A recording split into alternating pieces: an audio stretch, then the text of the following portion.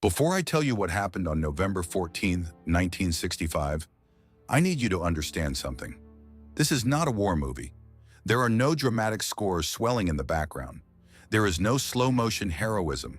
There is only a man, alone in the dark, lying completely still in the jungle mud for 17 hours straight, waiting. Just waiting. And what he saw, and what he did, and what he carried home with him afterward, is something that most history books don't have the courage to put into words. My name doesn't matter. What matters is that I was 22 years old, a Lance Corporal in the United States Marine Corps, assigned to the 1st Marine Division operating in Quang Nam Province, South Vietnam. I had been in country for 4 months. I had already seen things that would take 30 years of silence to begin to process. And on this particular morning, before the sun even thought about rising, my spotter and I crawled out of the firebase wire and disappeared into the jungle. We wouldn't come back until the following night, and when we did come back, we would be different men than the ones who left. Let me take you there, hour by hour, because this is what a day actually looked like. Not the way Hollywood tells it, the real thing. It is 0230, 2:30 in the morning. The jungle at this hour is not silent. People always get that wrong. It is the opposite of silent. It is loud in a way that city people have never heard and cannot imagine. Insects in their millions, frogs, birds that should be asleep but aren't, the distant sound of something large moving through the undergrowth. You never know what it is. Pig maybe, deer, or something else. You learn very quickly not to think too hard about what that something else might be. My spotter's name was Danny Kowalski from Pittsburgh, Pennsylvania. 19 years old, the youngest of 4 brothers, all of whom served. He had a photograph of his mother in his left breast pocket. He touched it every morning before we moved out, like a ritual, like something sacred. I never said anything about it. Some things you don't say anything about. We moved through the jungle in absolute silence. This is not the silence of people trying to be quiet. It is the silence of men who have trained for months to move through dense vegetation without making a single sound that doesn't belong to the jungle. Your foot goes down heel first, rolls forward, feels for anything that might crack or snap before your full weight transfers. Every step takes 3 to 4 seconds. We are moving at less than a mile per hour, in the dark, with no flashlights, with 70 pounds of equipment apiece. The heat is already there. This is something people don't understand about Vietnam. The heat doesn't wait for daytime. Even at 2 in the morning, the air is thick and warm and wet, like breathing through a damp towel. By 600, it will be suffocating. By noon, it will feel like the inside of an oven. And you can't take anything off. Every inch of skin is covered, not for warmth, but because the jungle will find every exposed piece of you and make you pay for it. We reach our hide position at 0450.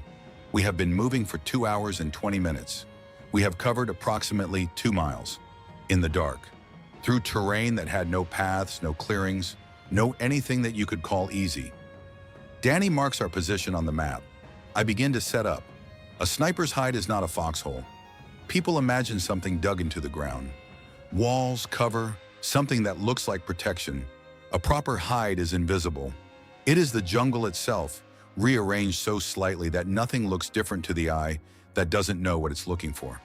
We are under a fallen log, covered in vegetation we cut and carried with us. Not local vegetation, because experienced trackers can tell when leaves have been stripped from nearby plants. We brought our own.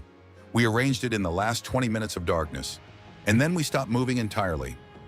By 0520, when the first gray light begins to filter through the canopy, Danny and I are invisible. We are looking at a trail junction approximately 430 meters away. Intelligence had flagged this location as a probable resupply route for a North Vietnamese Army unit operating in the area. Probable. In this war, probable was as good as it got. Now we wait. This is the part that no one tells you about. Not the shooting, the waiting. Hours of absolute stillness in conditions that would make most people scream. The heat builds. Insects find you, and you do not move. Ants investigate your hands. You feel them. You watch them. You do not move. Your muscles begin to cramp from holding one position. You do not stretch. You do not shift. You breathe slowly through your nose, and you watch the trail, and you wait. My rifle at this time was the Model 70 Winchester, chambered in .30-06. A beautiful weapon. I mean that in the most purely technical sense. Accurate to 700 meters in the right conditions, with a skilled shooter. I was a skilled shooter. I had qualified expert at Parris Island. My instructor there was a Korean War veteran named Sergeant Holloway, who used to say, "A sniper does not shoot. A sniper waits until shooting becomes inevitable. Then he shoots once. Then he disappears." Sergeant Holloway's philosophy was in my head every hour of that day. By 0800, the sun is up, and the temperature has already crossed 90 degrees. Danny is watching through binoculars, sweeping slowly, sector by sector, the way we were trained. I am behind the scope, loose, relaxed. Tension in a shooter is the enemy of accuracy. We have water, enough for the day if we're careful. We have no food. You don't eat in the hide. Eating produces smells. Smells get you killed. At 0923, Danny touches my left arm. Once. That means movement. I am already in position. I have been in position for 4 hours. I find the trail in the scope, and I start to breathe the way you breathe when your heart is trying to climb out of your chest and you need to keep it from doing that. 4 counts in, hold, 4 counts out. Again, again, again. 3 figures appear at the trail junction, NVA regulars. You can tell by the equipment, the way they carry themselves, the khaki uniforms. They are not rushing. They are moving with the confidence of people who have used this trail many times before and believe they are safe. One of them stops and lights a cigarette. They talk to each other, normal, human things. I can see his face through the scope. I will not tell you what I thought in that moment. Some things belong to the men who live them. What I will tell you is what Sergeant Holloway told me. He said, "When it is time, you will know. Your training will take over and your thinking will step aside." And he was right. There is a word for it that I learned much later, reading books I never would have read at 22. Dissociation. Your body does what it was trained to do, and your mind watches from somewhere slightly outside itself. The shot, and then we are moving, because the first rule after a shot is, you are no longer where you were. You have already planned your exit route. You know exactly which way you go, how far, where you stop, where you go after that. Danny is already moving. I am 3 steps behind him. We move fast now, not the careful 2 miles per hour of the approach, but controlled fast, disciplined fast, the kind of movement that gets you distance without getting you killed. We move 400 meters northeast. We find a secondary hide position. We identified it on the approach, the way you always identify at least 2 fallback positions before you ever get into the primary. We go to ground. We listen. The jungle tells you things if you know how to hear it. Birds flushing from trees. That means something moving below them. The particular quality of silence that falls when large numbers of men enter an area. We hear things over the next 90 minutes that tell us there are people in the jungle looking for us. This is expected. This is part of the calculation. We don't move again for 3 hours. Here is where I need to stop and tell you something about this day that most Vietnam narratives skip over. In between the moments that make it into stories, the movement, the shot, the evasion, there are hours of something that is very hard to describe. It is not boredom. It is not fear exactly. It is a state of sustained, exhausting alertness that hollows you out from the inside. Every sound is analyzed. Every shift in the jungle's ambient noise is cataloged and compared against what it was 30 seconds ago. Your brain is running at maximum capacity for hours at a time, and your body's doing nothing. And the combination of those 2 things produces a kind of fatigue that sleep doesn't fully fix. Danny and I don't talk. We communicate in hand signals, in the occasional touch on the arm. 4 hours of silence with another human being creates something. A closeness that is hard to explain to people who haven't experienced it. You know each other's breathing patterns. You know what the other person's stillness looks like when they're calm versus when they've seen something. You become, in some ways, a single organism with 4 eyes and 2 rifles and 1 mission.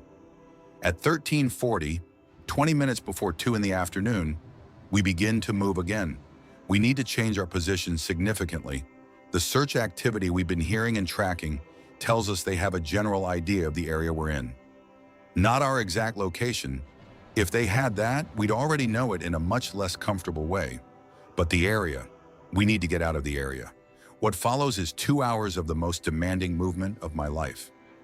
We are moving through terrain that has been alerted. There are people in this jungle who are specifically looking for us, who know this ground far better than we do, who grew up in this landscape and understand its rhythms in ways that no amount of training can fully replicate. And we are moving through it in daylight, which means we have to be more careful, not less, even though our instinct is to move faster. I want you to think about what that demands of a person. Every decision point, left or right, this route or that one, push through this dense section or go around it, carries lethal consequences if you get it wrong. And you are making these decisions continuously, in real time, while exhausted, dehydrated, in heat that is now over 100 degrees, in a country that is not yours, in a war that you understood when you enlisted, but that looks very different now that you're inside it. At some point in that 2-hour movement, something shifts in your relationship to fear. You've been afraid, genuinely, physically afraid, the kind of fear that puts a metallic taste in your mouth and makes your hands want to shake. And then the fear doesn't go away, but it changes character. It becomes fuel. It sharpens you instead of dulling you. The Marines have a word for the person who can make that transition reliably, under sustained pressure, over and over again. They call that person a professional. I was 22 years old. I was becoming a professional. If this kind of history reaches something in you, if you want to understand what it actually felt like to be the men who fought these wars, not the Hollywood version, not the textbook version, but the real human experience, then subscribe to this channel right now.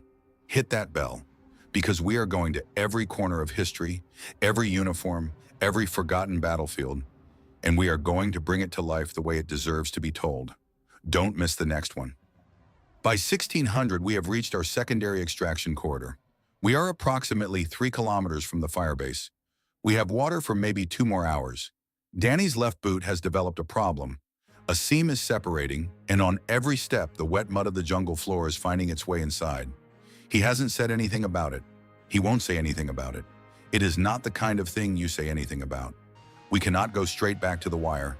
Straight lines in a jungle war get you killed. The enemy knows where your bases are. They know the general directions from which patrols return, and a patrol that walks straight back from an engagement is a patrol that walks into an ambush. So we move in a pattern. We use terrain to create uncertainty about our direction. We double back once, genuinely, actually reverse course for 200 meters before resuming our movement toward home. At 1820, the sun begins to drop. In Vietnam, when the sun drops, things change fast. The jungle transitions from a place of contained danger to something older and less categorizable. The sounds change. The temperature drops, not to comfortable, never to comfortable, but from unbearable to merely punishing.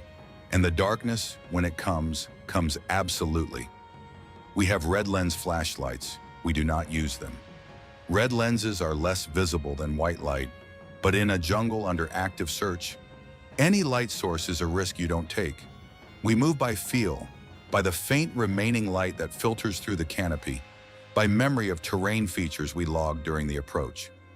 Danny is behind me now, one hand on my shoulder. We are physically connected. If one of us goes down, the other knows immediately. At 2010, 10 minutes past 8 in the evening, we make radio contact. The firebase knows we're coming in. They know our approach direction. They know our recognition signal for the night. This is the most dangerous part. Your own people in the dark, with rifles, who shoot at shapes that move wrong. The recognition signal is everything. We come through the wire at 2038. We have been outside for 18 hours and 8 minutes. The first thing I do, the very first thing, before I even unsling my rifle, is find a piece of level ground and lie flat on my back and look up at the sky. Danny does the same thing, 6 feet to my left. We don't say anything for maybe 5 minutes. There are stars visible through a gap in the clouds. Normal stars. The same stars that are over Pittsburgh right now, over the neighborhood where Danny's mother is probably already asleep. He touches the pocket with the photograph. I see him do it. I don't say anything about it. The debrief takes an hour. You tell them everything. Every contact, every movement, every sound you heard in the jungle, every position you saw, every assessment you made about enemy activity in the area. You tell them, and they write it down, and it goes into the intelligence picture. Sometimes what you bring back changes something. Sometimes it changes the plan for the next operation. Sometimes it saves lives that you never know you saved, because the logic of what you do plays out in ways that are invisible to you. You are one piece of a machine much larger than yourself. After the debrief, food, whatever they have. That night it was C rations, canned beans and franks, which sounds terrible and in fact tasted, at that moment, like the best thing I had ever eaten in my life. Danny ate 2 cans. I watched him eat with the particular pleasure of watching someone enjoy something uncomplicated, then finally sleep. I want to tell you what the dreams were like, but I won't, because some things belong to the men who had them. What I will tell you is this: the men who fought in Vietnam, the ones who came home, the ones who didn't, the ones who came home and wished they hadn't, were not special. That's the hardest thing to understand about them and the most important. They were not born different from you. They were 19, 22, 24 years old. They were from Pittsburgh and from Georgia and from East Los Angeles and from small towns in Iowa that you've never heard of. They were somebody's brother, somebody's son. They were ordinary human beings put into conditions that were anything but ordinary, and they did what human beings do in those conditions. They adapted, they endured, they took care of each other, and they carried the weight of what they saw and did for the rest of their lives. When Danny Kowalski came home from Vietnam in 1967, he went back to Pittsburgh. He worked for 30 years at a steel plant. He coached Little League. He was married for 41 years to a woman named Carol, who said he never once talked about the jungle. He died in 2009. At his funeral, his son gave a eulogy that described him as a quiet man who showed love through action rather than words. That was Danny, 19 years old in the mud, one hand on my shoulder in the dark, moving toward home. The Vietnam War lasted, depending on how you count, somewhere between 10 and 20 years. 58,220 Americans died in it. More than 3 million Vietnamese, soldiers and civilians, died in it. The men who came home came back to a country that didn't know how to receive them, to streets that sometimes met them with hostility rather than welcome, to a silence about what they'd seen that lasted, in many cases, until the very end of their lives. The question that history keeps asking about Vietnam, the strategic question, the political question, the was it worth it question, is a real question. It deserves serious engagement, but it is a different question from the one I'm asking today. The question I'm asking today is simpler and harder. What was it like? What did it cost? Not in policy terms, not in budget terms. What did it cost the men who were actually there, in the mud, in the heat, in the dark, making decisions that most of us will never have to make? The answer to that question is not in the history books. It's in the silences of men like Danny Kowalski. It's in the photographs their families found after they died. It's in the 41 years of nights where Carol knew better than to ask what was happening behind her husband's eyes. It's in the fact that a 22-year-old boy, from wherever you want to put him, any American city, any American town, crawled through a jungle in the dark, did something he was trained to do, crawled back out, ate canned beans and franks, and then got up the next morning and was ready to do it again. That is what the Vietnam War looked like from the inside of a single day. Not the grand arc, not the strategy, just one day, one man, one rifle, one spotter from Pittsburgh who touched his mother's photograph every morning like a prayer. If this video gave you something, if it made you see something differently, feel something you didn't expect to feel, understand something that was invisible to you before, then please take 30 seconds right now and support this channel. Subscribe if you haven't already. Hit the like button. It tells the algorithm that this kind of storytelling matters, and it helps other people find it. People who might need to hear exactly this story at exactly this moment. Leave a comment. Tell me which part hit you hardest. Tell me if you had a grandfather or a father or an uncle who served in Vietnam and never talked about it. Tell me what you want to know next, because we are not done. There are 1,000 more days like this one, in 1,000 different wars, in 1,000 different uniforms, on 1,000 different sides of history, and every single one of them deserves to be told the way this one was told, with honesty, with detail, with respect for the people who actually lived it. I'll see you in the next one.